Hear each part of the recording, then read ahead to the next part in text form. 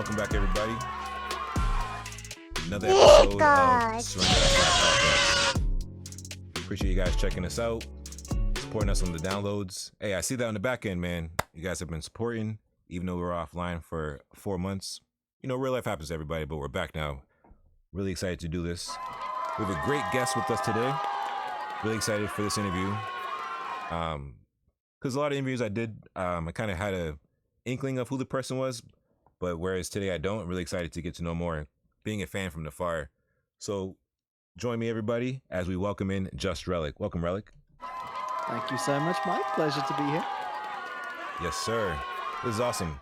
Hey, I appreciate you doing this, man. When we were talking, I didn't realize until halfway through that we are in completely different time zones. So what country are you from? I am from the United Kingdom of His Great Majesty in Great Britain. Specifically, I'm a London boy down in England. So I apologize if the accent's a little bit. Oof. Yes. You gotta adjust my ears to this one, but like. Nah, no need to apologize. Hey, we love accents, man. Hey, you know what? I'm gonna do my best to collect more folks with cool accents. You know, shout out to Kellosaurus. She got a cool accent.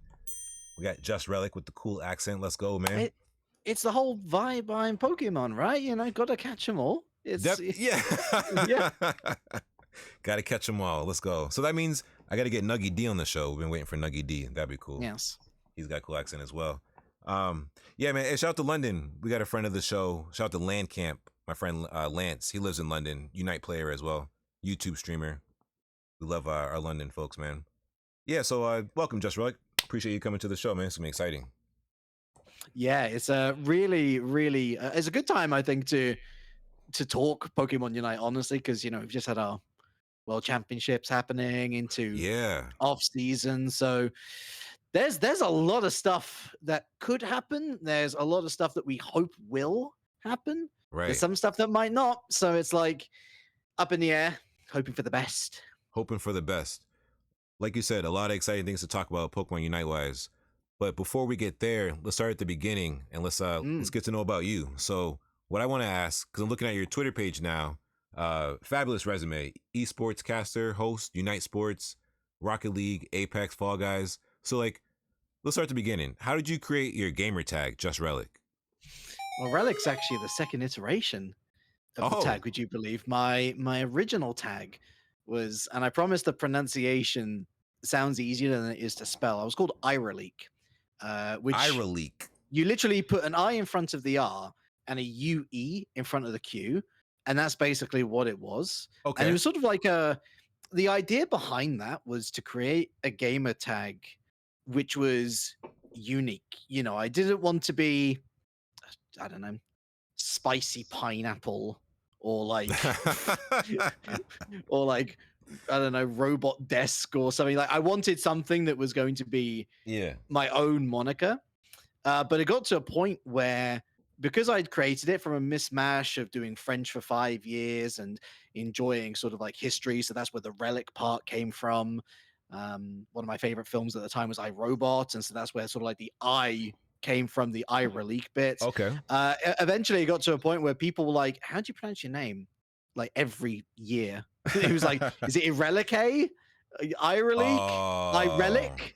And it's like, you know, maybe it's time to streamline the Relic experience. And ultimately it's like, well, you know, one of those inspirations was relics from treasure hunting, from history. And so I had the Q in there already from the French. So it got shortened to Relic. And my tags became just, you know, it's just Relic now. Love it. Clean, streamlined, ready to go. Okay. Exactly. Love that stuff, man. Yeah, so let's talk about Pokemon. What was your first experience with Pokemon? I love asking this question because we've had so many guests on the show, and it's so cool to hear how people first discovered Pokemon, whether it's a card or a video game. Like we've had people in the range of started with Blue, you know, and then we've had people who started with X and Y.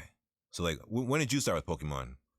Oh, I'm an OG. I'm an OG, baby. I started with Pokemon Red. I was there at the beginning of the hype in the Western world. So Pokemon Red, the Pokemon anime, TCG, I was all about it. Whatever merch I could get my hands on via the bank of mum and dad.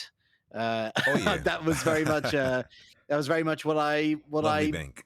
enjoyed, and I was definitely spoiled as a kid, and it never really stopped for many years. I went from red to gold, silver, crystal. Uh, got the entirety of that Gen 2 set, got the entirety of the Gen 3 set as well, and Woo! and really that's kind of where I recognized, oh wow, this is something that I really love, because I mean Ruby holds a special place in my heart. It's the Okay, first ever okay. game that I got a level 100 in. I took my Blaziken all the way up there. Blaziken going on to Hey, become my favorite Pokemon. Blazekins and Um, Unite. it's coming to Unite. I'm super hyped. Really hope it looks as good to play as it does to watch all of the leaks and whatnot coming out. Yeah. And actually, I kind of had a second awakening in Pokemon as well, because for the longest time, as much as I was spoiled by the parents, there was also this very encroaching feeling about, well, you're becoming an adult now. You're Right. becoming a teenager. You're going to, you just got to stop the games, and it led to a bit of an identity crisis around Pokemon Diamond. So I played through the majority of Diamond, but I never actually got to the Elite Four. I never finished the Elite Four, and then I just fell off. Like everything nerdy just sort of Oh no. stopped, because I had this like idea in my head that I had to be, a quote unquote normal human being. And lo and behold, it wasn't until years later, working in a Toys R Us, where I got the first sort of exposure to Pokemon Sun and Moon.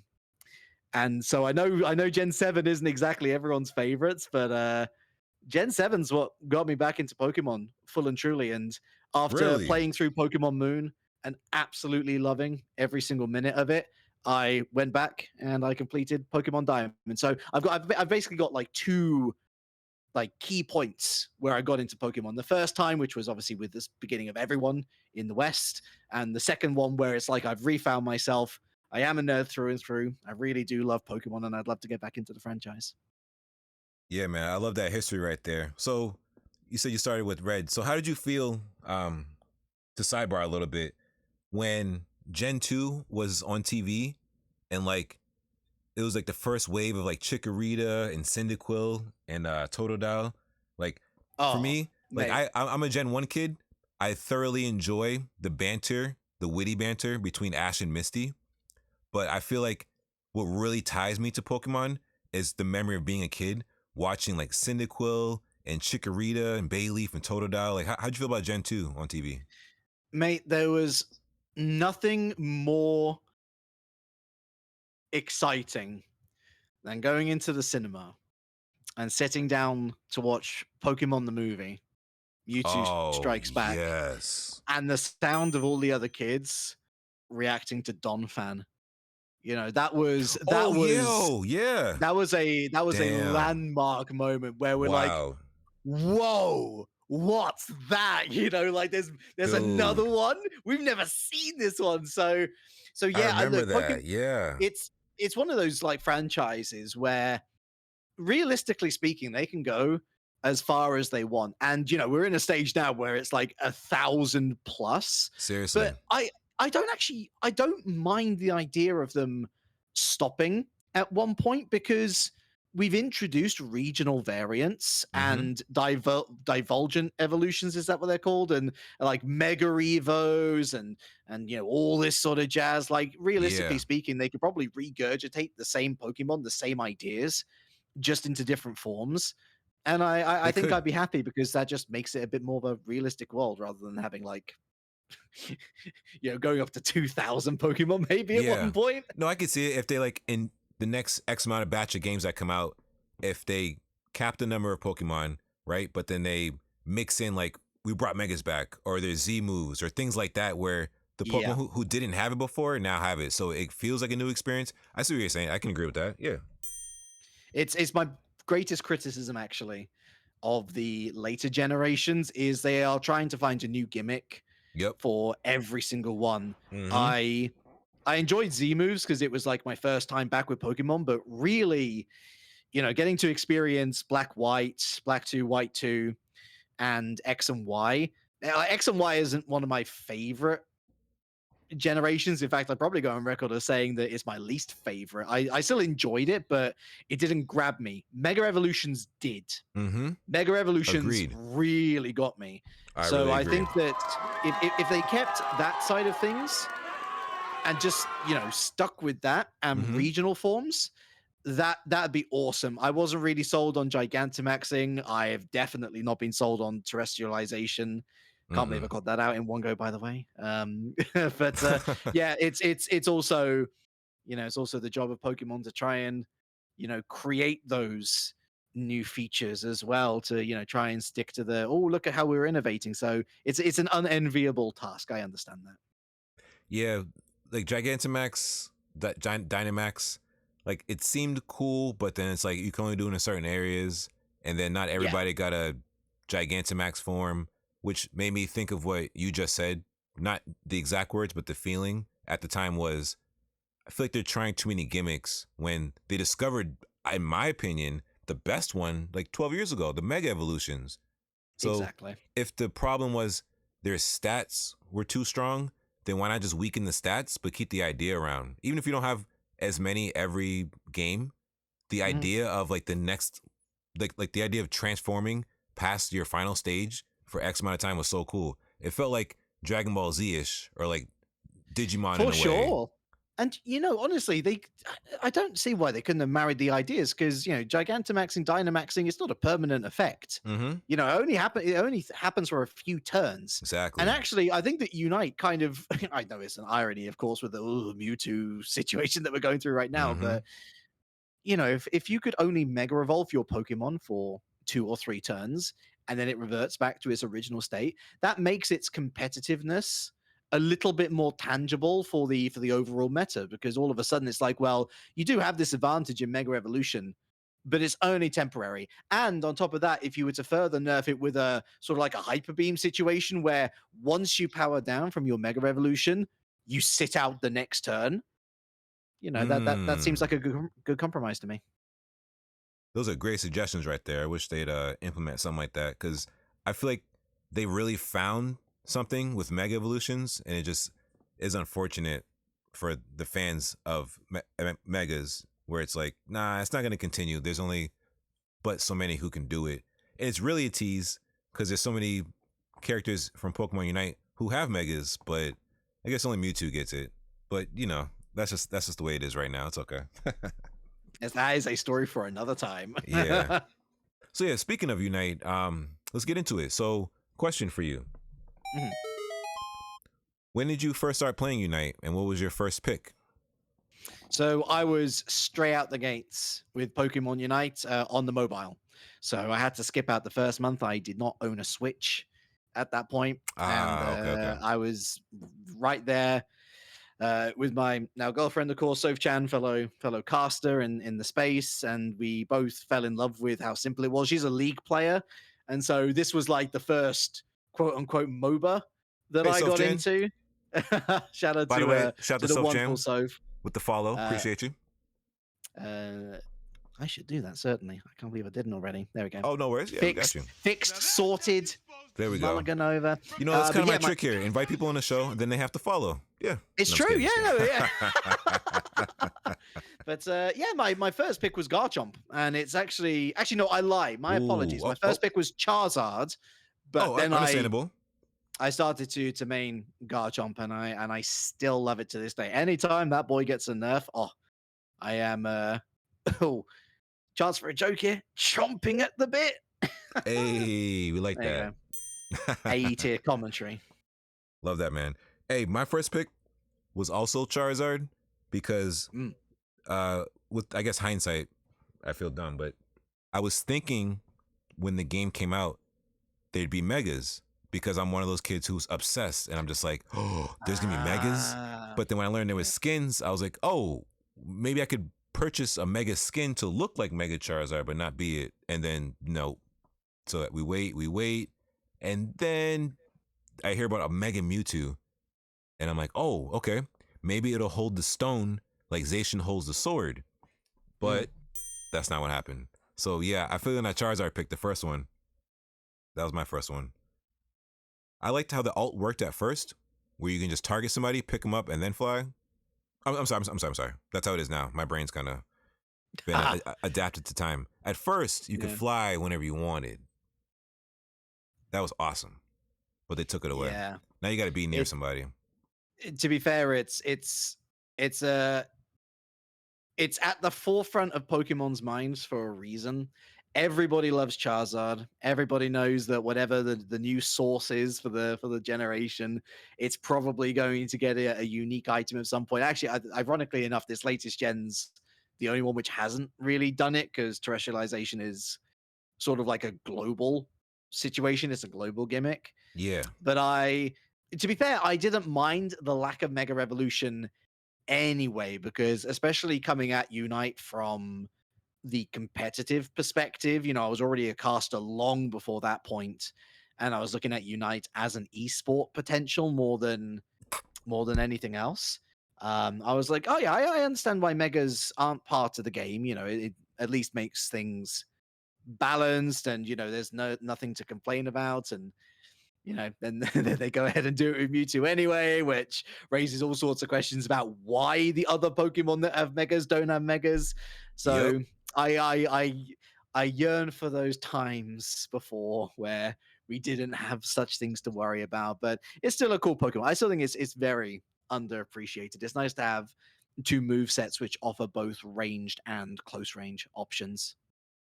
Yeah, I think it's cool. I feel like critiques come in when it gets compared to Zacian not holding an item purposely, and then when you look at Urshifu, you can go dark type or water type.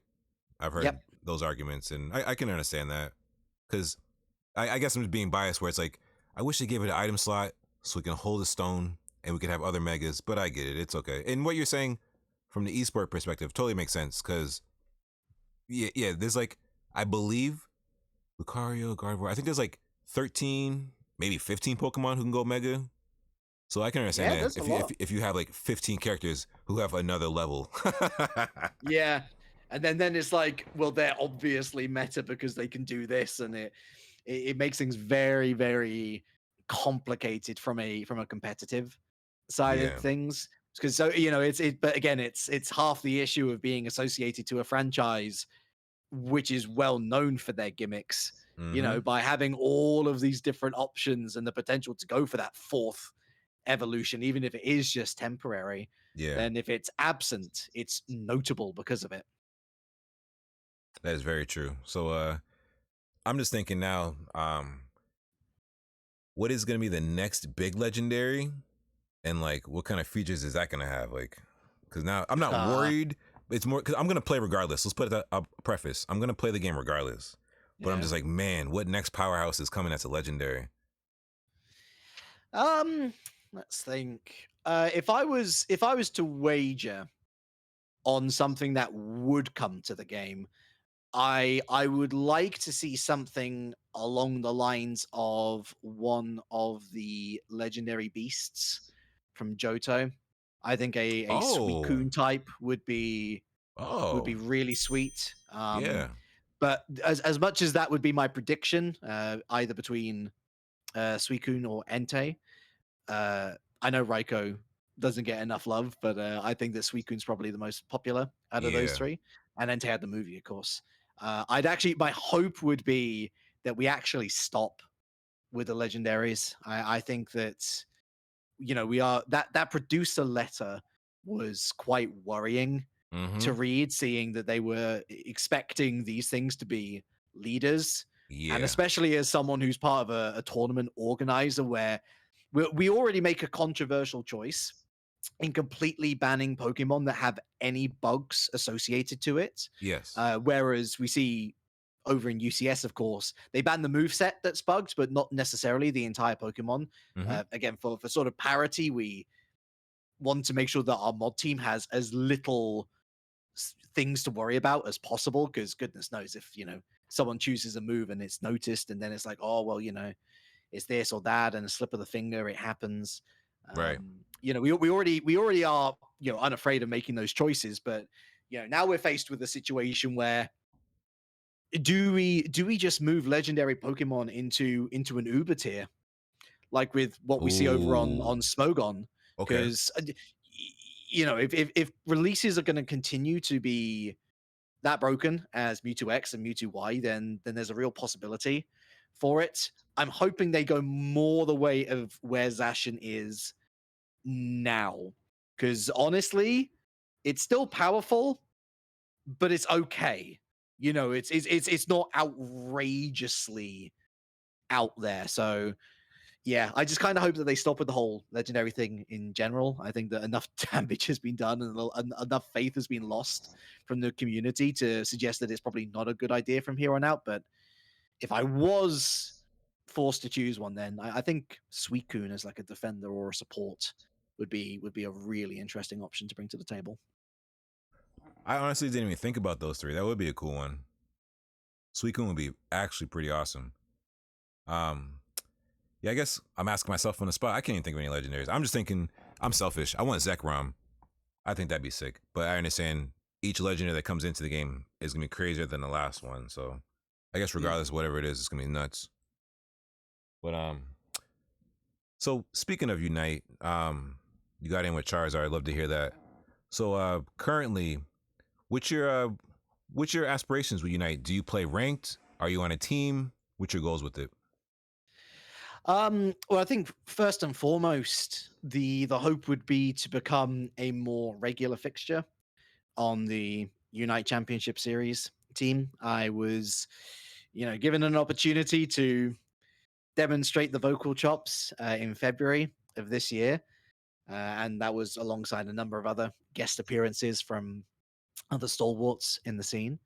But you know, I want to be up there living life on, you know, on stage and on broadcast. It's my passion, and especially as part of a game and a community which, like I said, I've practically been there since the beginning. You know, that sort of stuff means an awful lot to me. It means an awful lot to me. Right. Ranked, I mean, ranked. I just play more for the competitiveness of it. I usually solo queue. You know, the way the schedule works, and because I'm a little bit of a shy boy, I don't go out there and ask people to team or to 5-stack or whatnot. So I know I could probably get to 1800s, 2000s if I did play with other people around me. But there's also a challenge in playing on your own and experiencing all the Pokemon, because that's kind of the thing. As much as I would consider myself a Garchomp main, I never stick to just one Pokemon. I always look at what the Right. rest of the team is picking and I fill. But not only that, if I lose a game, then I've got another, like, real nerdy. I've got like loads of lines, like one attacker, one all-rounder, one defender, one speedster, one supporter.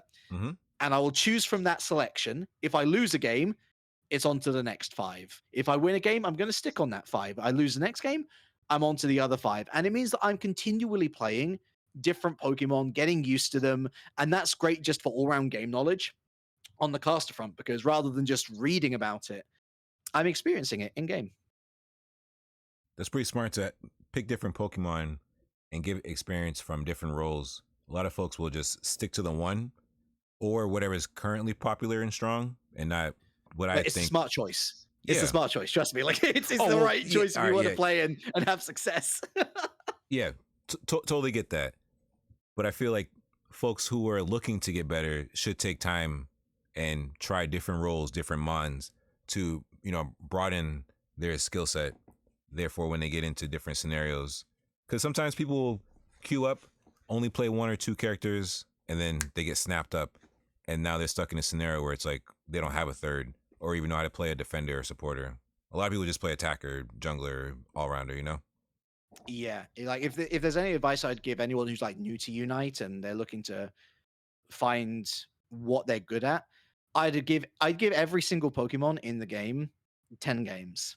If you don't like it after the 10 games, you're never going to gel with it. Best to leave it be. But Right. in those 10 games, you can also discover if you're actually cracked with it and if you Mhm. actually enjoy the play style, if you want to learn about it a little bit more.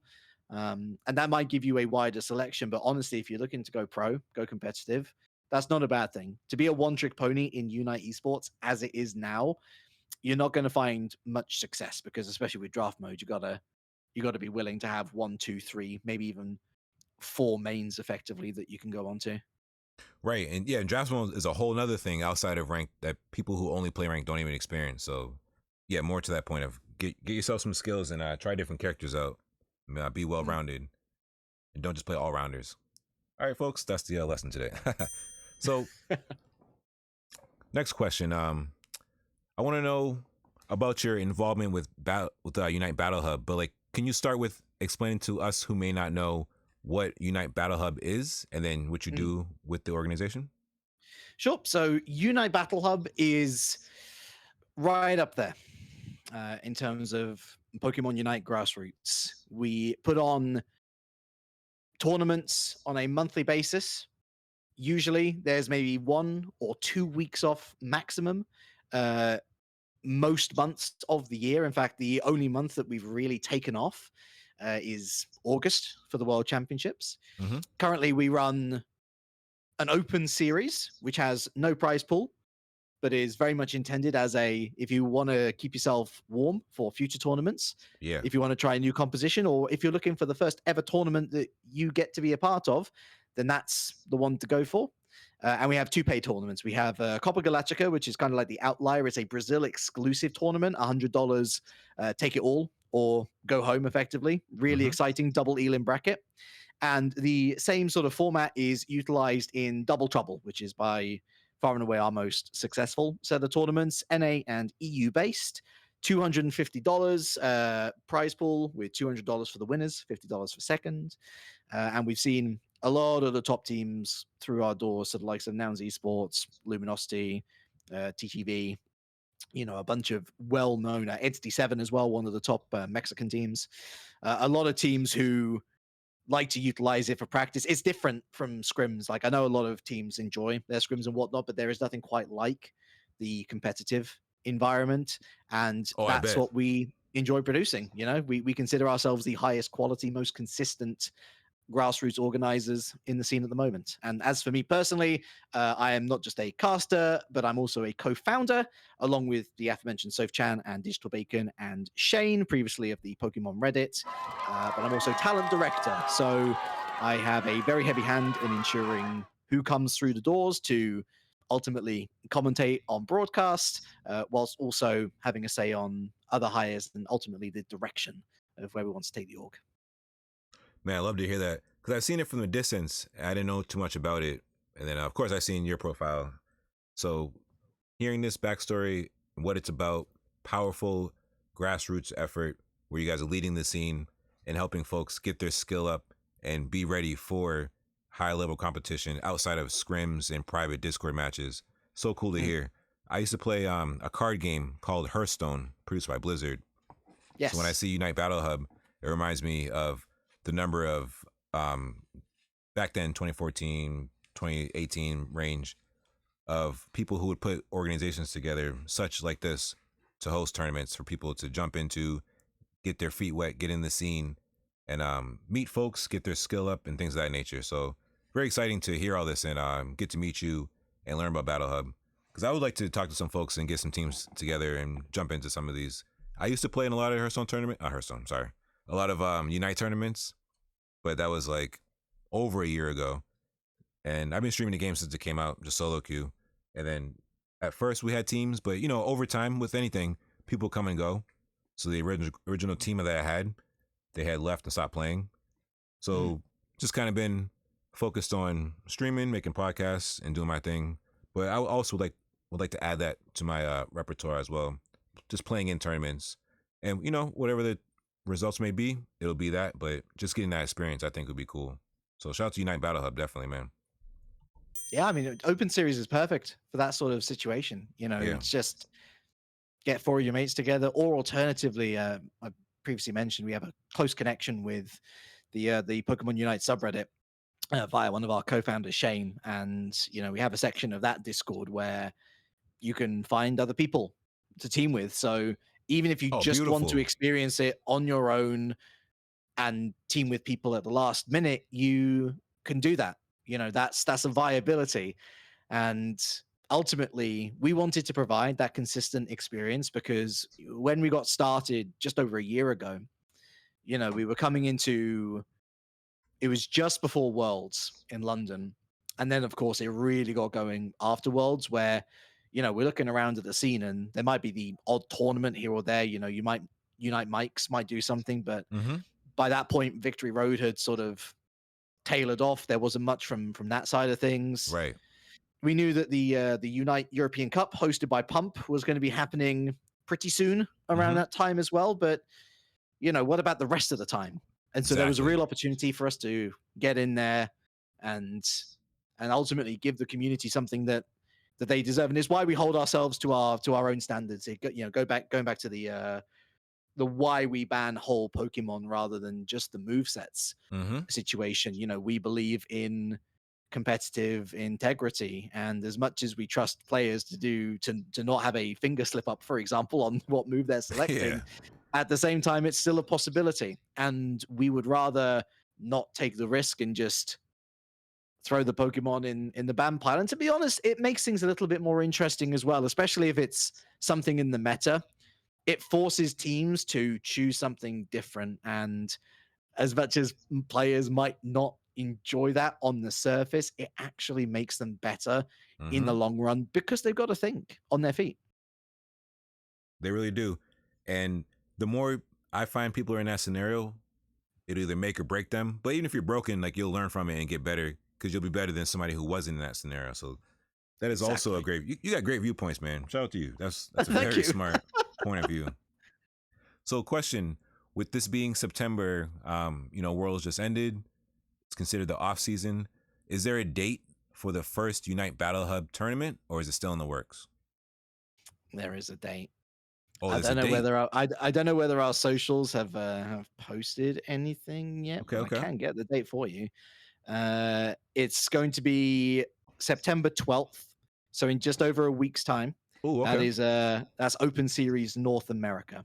Got it. So I imagine that the full announcement will probably go out early next week, but it's the same slate as usual. 3 sets of Open Series in 3 different regions. Copa Galactica for Brazil, and then Double Trouble for NA and EU, and that'll take us to the end of September. And I don't know whether we're doing anything special for October. We might actually have some unique events to sort of split up the usual formula until the end of the year, but we're still waiting some confirmation on those ones. Okay. So that was September 12th, you said? September 12th, correct. September 12th. Open Series North America. All right, that's beautiful. So anybody listening, I guess, for those live, you guys got the heads up to know now. We post our episodes on Fridays, so when this comes out, everybody who will check this out on YouTube, watching and listening with downloads, will know the date. September 12th, Unite Battle Hub is back on the scene. I'm excited for that, man. And following at Unite Battle Hub would definitely be the play, by the way, because all of the links that you need to sign up and all of the information and whatnot, all of it goes through there. Yeah, make sure you guys definitely go follow, like me, you can see on screen here for those watching, Unite Battle Hub on Twitter, or is it X? Twitter X? I've turned to calling it Twitex to please both parties. Yeah. Shout out to Nuggy D. He calls it Twix. I thought that was funny. I was like, that's kind of cute. That's good. We'll call it Twix. I don't know if that'd be a third brand infringement though. Oh dang! One of those two sides should have thought of that, but that's okay. Yeah. That's all right. But yeah, make sure you guys follow Unite Battle Hub to stay up to date. Question: does Unite Battle Hub have a website or a Discord, any other base outside of Twitter, or is Twitter the main focus for information? Yeah, Twitter is the main focus purely from a Unite Battle Hub perspective.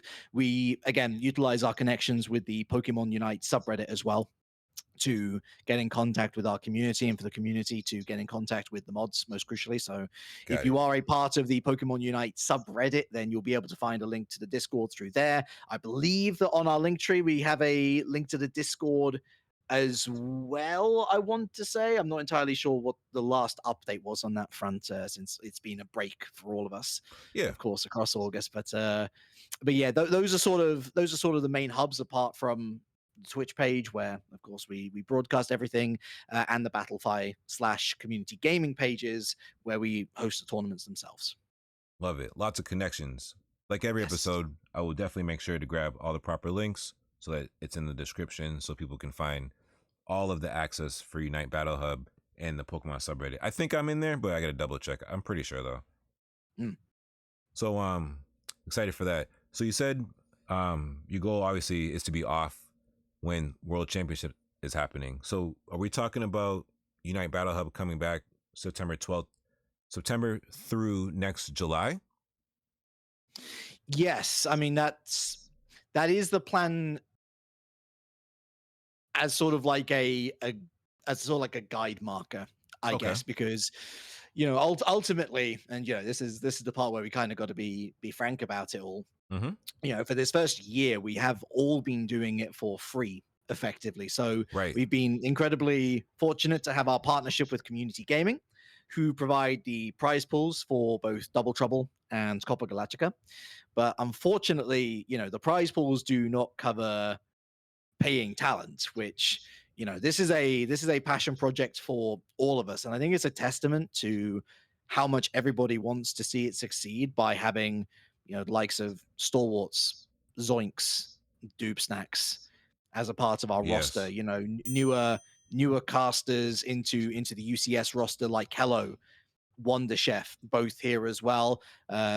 Community folks like Zero and Alex and Curly, both of them made their casting debuts with us as well. So, there's a lot of people pulling together to make it work, but we can't go on forever as a free operation. So, we are very much looking for those sponsorships. We are very much looking for the ability to, at the very least, compensate work to a decent level. We're not asking for like thousands per day or whatnot, but if we don't see much progress within, as you say, the next 8 months, then unfortunately we might have to look to shut down.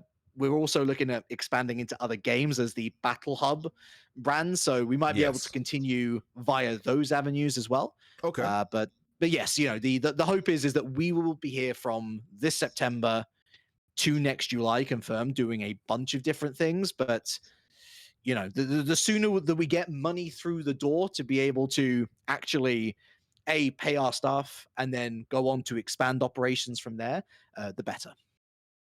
No, you're right about that. And shout out to Curly Q, because now I think about it, we had Curly and Psyche on the show. Fantastic episode, great interviews. Lovely people. It was awesome. Funny time. The first time I heard about Battle Hub actually was when Curly tweeted about being a caster on there. So thank you for mentioning her. That's a good point. I totally forgot about that. So you guys are doing great things, and I totally understand. And you're right.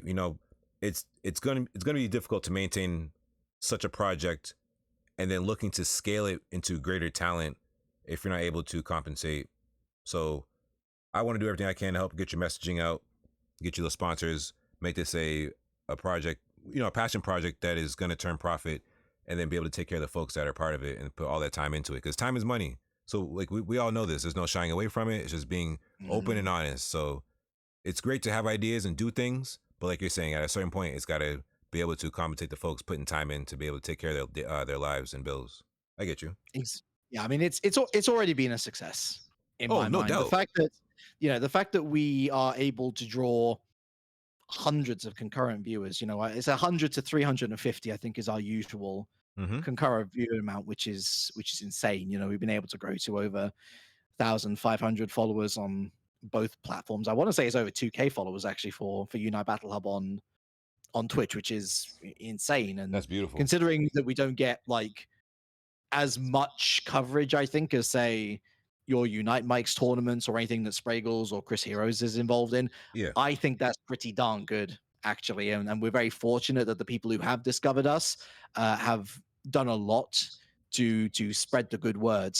But the key factor for a lot of these players, honestly, is the point that you touch upon yourself, where at the end of the day, time is money, and players will be a lot more likely to sign up for your tournaments if there's a good prize pool at the end of it. And as much as we're really happy with $250 for Double Trouble, at the same time, it would be a complete game changer to see an extra O added onto that for a $2,500 prize pool. Because then it's like, oh wow, we're talking about serious cash here. We wouldn't be able to like do a prize pool for like an entire top 8 or anything, but 2,500 split between the top 4 is fantastic. You know, that's on the way to what we see in UCS, really. I mean, it is the stepping stone that ultimately we would love to be between starting in grassroots and then going on to the big leagues with championship series. Yeah, man. Even when you said that extra 0, my eyes popped up. I was like, oh man, 2,500 sounds pretty nice right now. Yeah. Putting that time in, because I'm thinking of like, I haven't done it in Unite, but in Hearthstone, getting deep into rounds, and it's like I'm right before that top 8. Some I've lost top 16, but then I got through the top 8. So I'm just thinking like grinding these Unite games, playing coordinated, making call outs, all the practice you put in, like that would feel pretty nice to get a nice payout after winning a tournament. Exactly. And like I say, the bigger prize pool with it should come more guaranteed that there's going to be money on the table to compensate the team that ultimately puts on the show in the first place. And I'm not just talking about in front of camera, of course. I'm talking about the dedicated mod team. I feel like, you know, mods get mods get shafted a lot of the time in terms of like how people, you know, players react to decisions and whatnot. But we've got such a great team. We got such a great team behind the scenes, and that includes producers and observers as well, who without them the show literally doesn't go on either. So literally doesn't happen. Exactly. To be able to give them what they deserve for all of the effort and time they've given us, you know, that is the next big goal on my personal agenda. I see myself as a father figure to all of them. I want all of my babies to be happy. Yeah. And I want them to earn what they deserve. Hey, I agree with that, man. Like knowing that somebody's got your back for all the time they're putting in. Like there's many different industries we could jump into, but I feel like every industry has that 2 to 3 jobs where it's like, if they weren't here, none of this would happen. But by structure, they don't get any shine. There's always going to be a front man or a face that gets all the adoration and stuff like that. So like when you talk about mods and producers and people in the back end, like if they're not there, like you said, literally nothing happens. The show doesn't happen. So props to you for being someone, one, who recognizes that, and you have a focus of making sure they feel that love from you and making sure everything is good on their side versus putting all this work in and then am I going to get a pat on the back? Am I going to get a thanks, a thumbs up, or anything like that? So I'm thinking of me streaming, like there's so much work that goes into putting on a stream, being entertaining, producing, all the back work of making sure your OBS is set up, all the settings, et cetera, et cetera. So like I haven't produced an event, but to think of people that you're talking about who work for you and help you out in your mission and your goal, like just big props to you, man, for being somebody who wants to do that. Cause like it's rare to even hear that, honestly. It's really rare. They deserve it though. You know, they deserve it.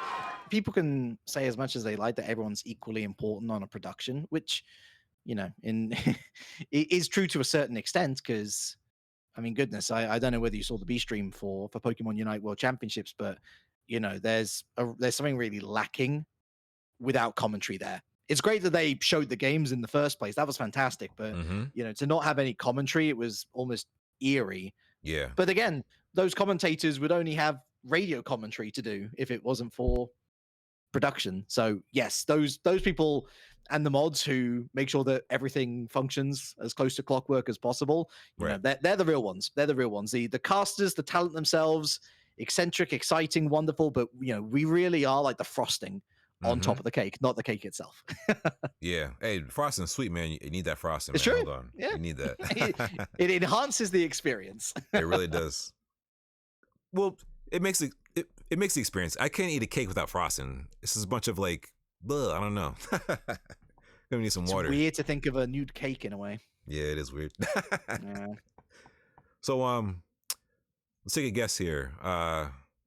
Let's say they reset the field, they weaken, I don't want to use the word nerf, but whatever. They weaken Mewtwo Y and X. They release Blaziken. Do you think with Mewtwo X and Y powered down, there's going to be a new meta to be formed, or does each team still have a Mewtwo? Ranked mode, of course. Oh, in ranked, I don't see Mewtwo going away for a long time.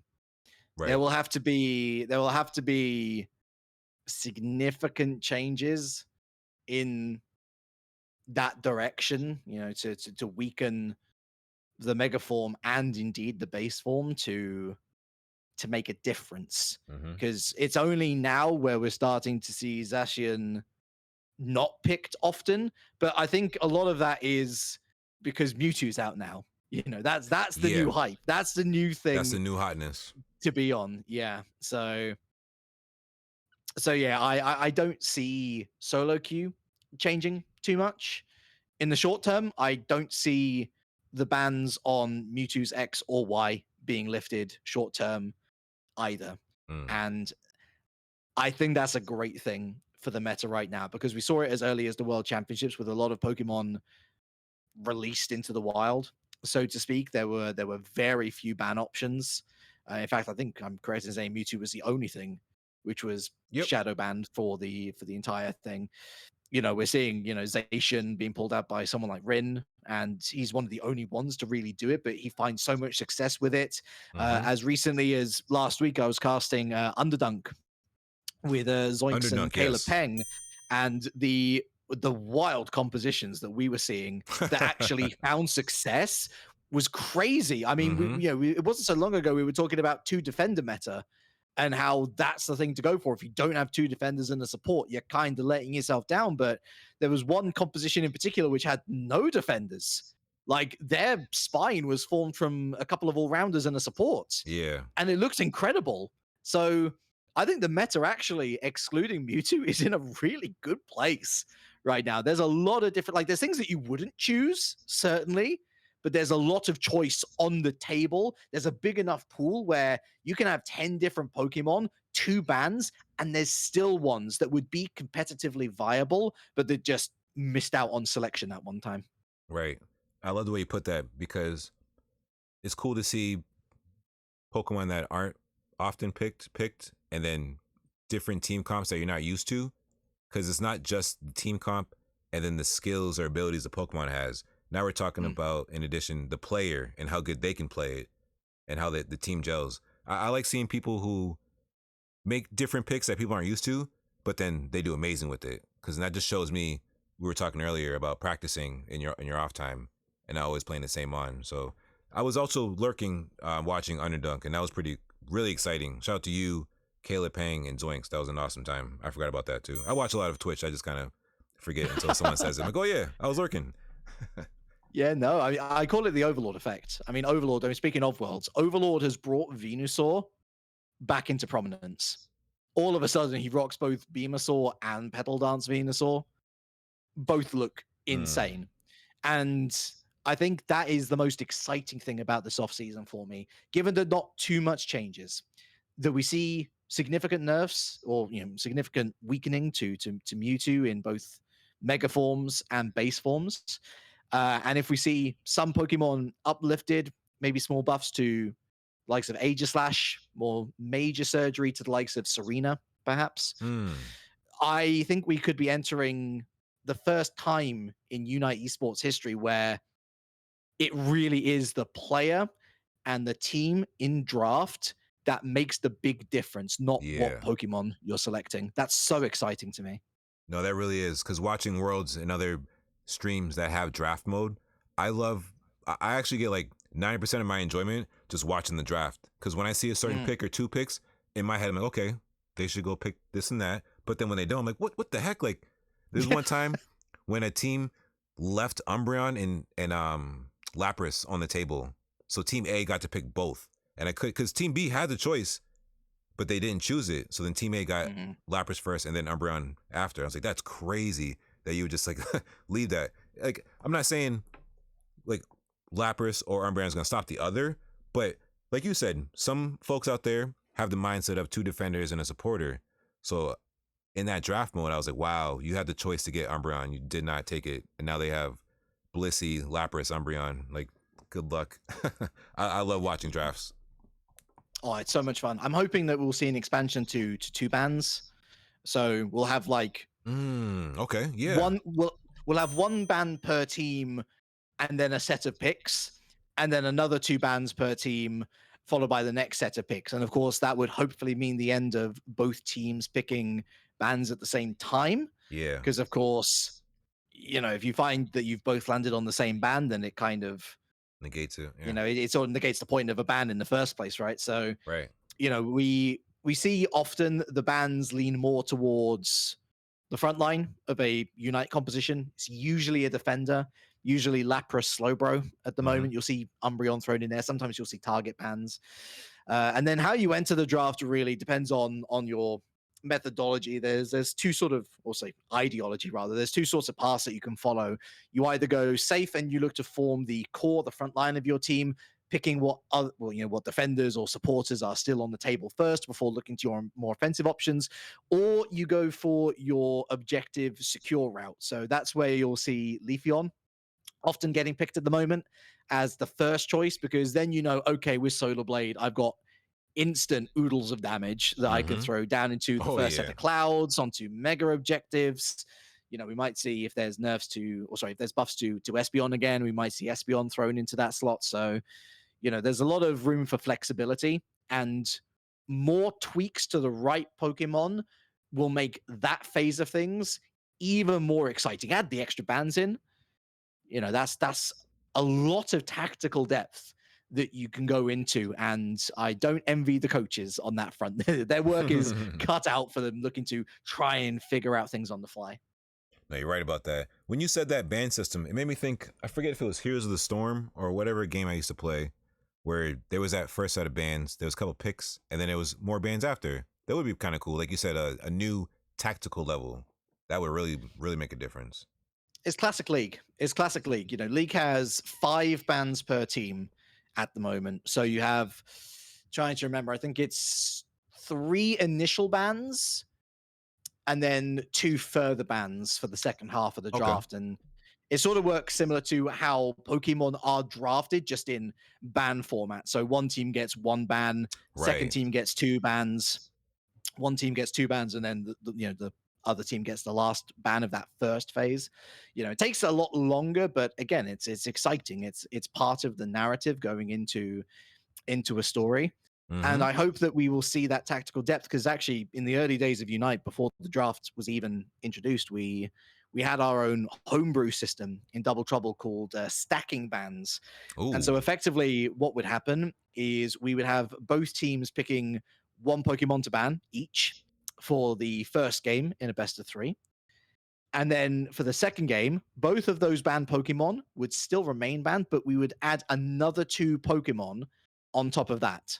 So if it got to game 6, if it got to game 5, if it got to game 3 rather, then you'd have 6 Pokemon in total banned. So it's an ever shifting dynamic of, do you go for the target ban and remove it completely off the table? Do you go for the more meta bans to, whittle down the comfort picks to see how deep the player's knowledge of different options are? Yeah, I loved that. If there was one thing I would bring back, if it was easy to do so, and notwithstanding, of course, the current situation with draft, I'd love to see stacking bans back, but I think it's going to be unlikely given that we have a draft system in the game now. Yeah, that's unfortunate. No, I like that idea, what you're talking about, the stacking bans. I like the aspect of putting players in that scenario where they now have to show their knowledge pool, right? Like how deep they understand cooldowns and move sets and passives and things of that nature. Because for me, man, I just love watching drafts. Like, I want to be a part of some drafts, man. It's so cool to watch. For anybody who hasn't, make sure you got to get in there and check them out, man. For real. So yeah, before we end here, a couple more things real quick. I'm trying to figure out this timeline because we're talking about Overlord.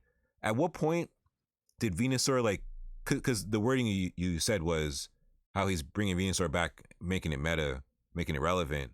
If I'm paraphrasing, but when did Venusaur fall out? Because I thought there was a point when they buffed it and it was really good, and then they buffed Solar Beam. So maybe like around the Lapras time, is that when it fell out? I'm not sure when Venusaur wasn't considered. Yeah, I think it was nearer the beginning of this season. I want to say March or April. I mean, again, it's not to say that it wasn't tactically viable. Yeah, it was. It's just that compositions went a different way. You'd still see Venusaur every now and then, but it was a pick that you wouldn't see often because there were Pokemon that could deal more damage, or the composition necessitated a true out-and-out defender or supporter tank rather than one of the tankiest attackers in the game. But Okay. you've got a situation now where you do have Lapras, and Right. where you do have a lot of compositions that sort of form around the thinking that, well, all we have to do is outlast people in a team battle. We don't have to go for out and out damage. If we Right. last longer than them, we'll win. That is Lapras in a nutshell. Mhm. So to have Venusaur in there, it can react to enemy compositions as well before it's even set foot in the arena. Because if it goes into the arena thinking, well, we've got a squishy backline and we don't have much to compete against that, all of a sudden that Venusaur's picking up Solar Beam and it can reach that back line from afar.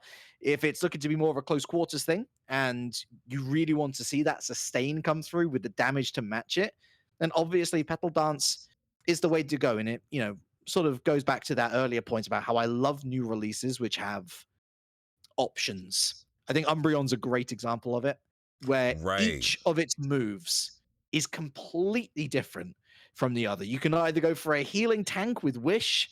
You've got Mean Look, of course, which is an incredible trapping move. It's why it's so popular in the meta currently. So mean. You have stuff like Snarl, and it's just a wonderfully diverse Pokemon that each individual will build differently.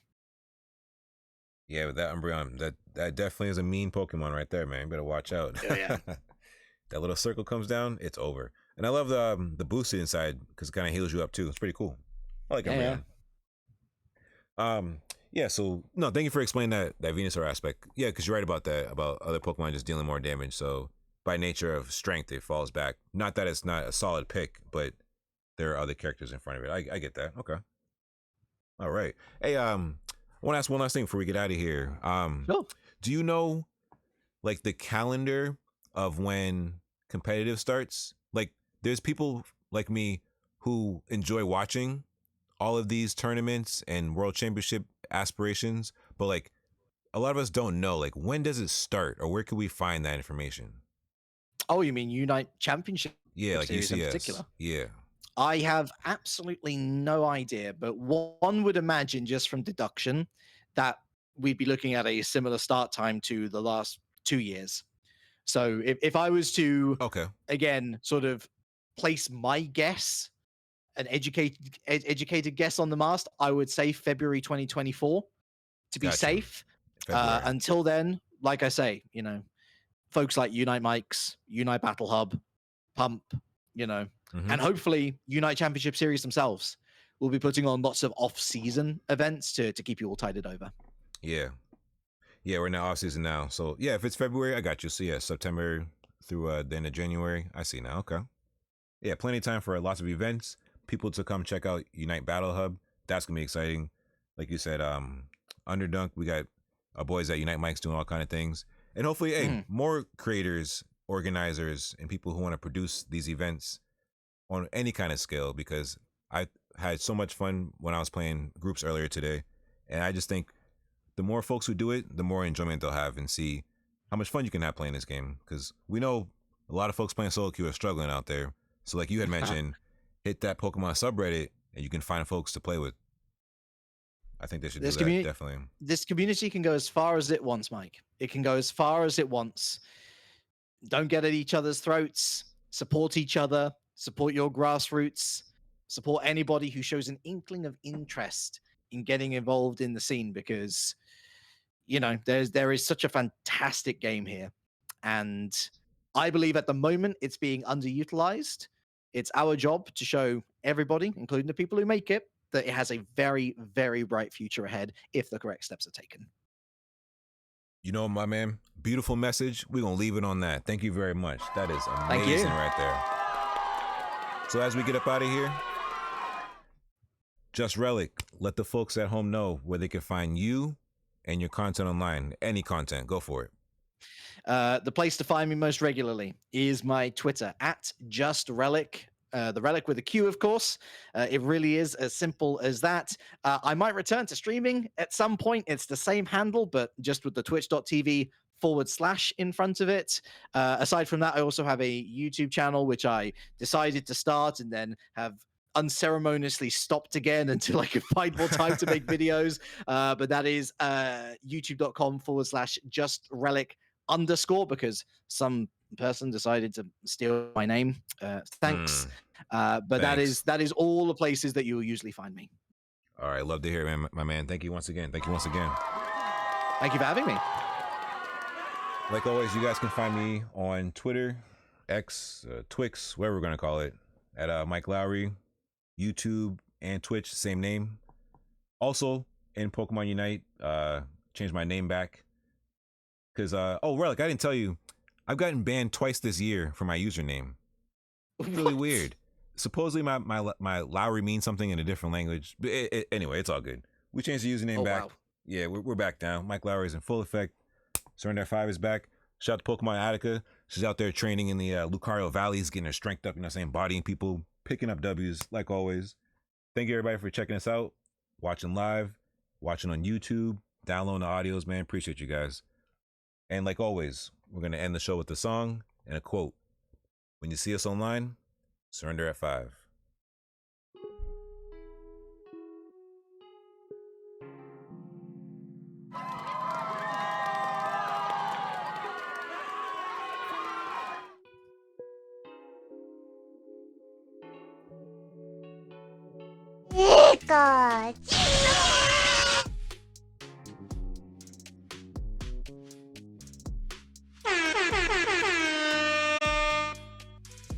All right. Yo, awesome show, Relic. Thank you very much for having me. It was a pleasure. It was super fun to chat. Great stuff, man. That was fun.